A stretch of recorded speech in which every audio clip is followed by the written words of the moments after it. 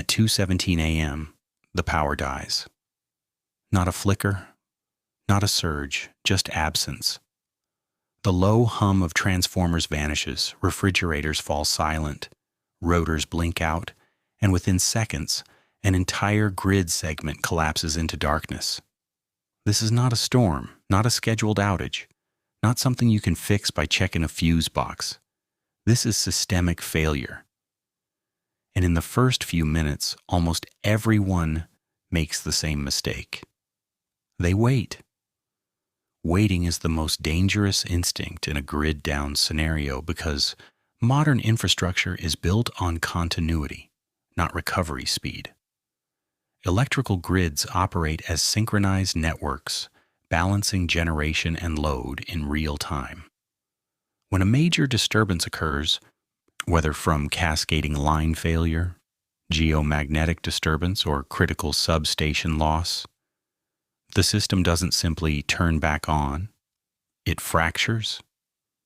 Restarting it requires a process called black start, where select power plants capable of self-starting must sequentially energize transmission lines and stabilize frequency across vast regions. This is not instant. In large-scale failures, it can take days, sometimes weeks, to restore partial service. During that time, every dependent system begins to degrade. The common misunderstanding is that electricity is the only thing lost. In reality, power is the keystone that holds together water distribution, fuel supply, communications, food preservation, and medical infrastructure. Municipal water systems rely on electrically powered pumps to maintain pressure across pipelines. Without pressure, not only does water stop flowing to higher elevations, but contaminants can infiltrate through microfractures in aging pipes. The assumption that tap water remains safe immediately after a blackout is one of the most overlooked and dangerous errors. The hidden science lies in pressure gradients and contamination dynamics. Under normal conditions, water systems maintain positive pressure, meaning water is constantly being pushed outward, preventing external contaminants from entering. When pumps fail, that pressure drops or even reverses. Groundwater, which may carry bacteria, heavy metals, or chemical runoff, can seep into the system through compromised joints. Studies following major outages, including hurricane-induced blackouts, consistently show spikes in microbial contamination within 24 to 72 hours. Boil advisories are not precautionary. They are reactive, issued only after risk is detected. By the time they are announced, exposure may have already occurred. Evidence from emergency management reports after events like Hurricane Maria and the Texas grid failure demonstrates a consistent pattern. Within the first 48 hours of sustained outage, water safety becomes uncertain. Fuel distribution stalls and communication networks degrade as backup batteries deplete. Cellular towers typically have battery backups lasting between 4 to 8 hours, sometimes extended by generators if fuel logistics hold. But fuel supply chains themselves depend on electrically powered pumps at refineries and gas stations.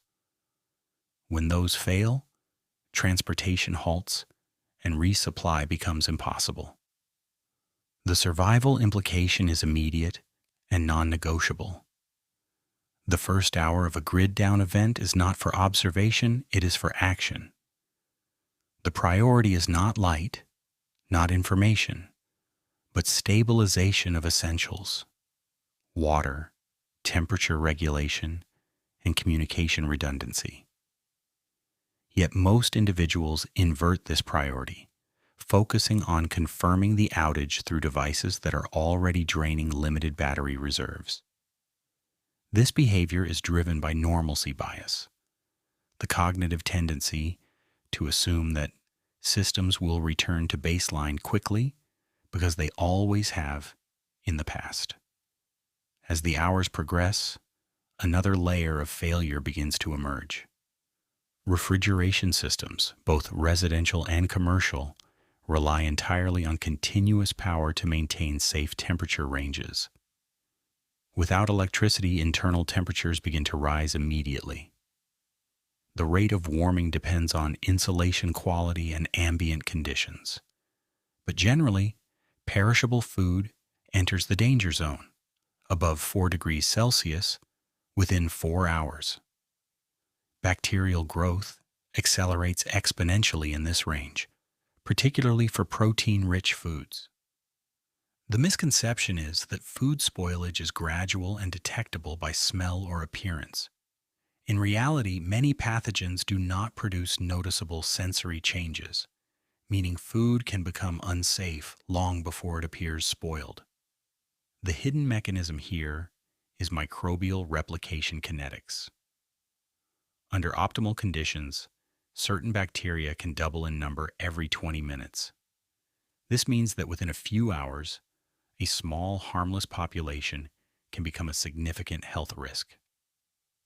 In a grid-down scenario where medical services are strained or inaccessible, foodborne illness is not an inconvenience. It is a critical threat. Dehydration from gastrointestinal illness can rapidly compound the already limited availability of clean water, creating a feedback loop of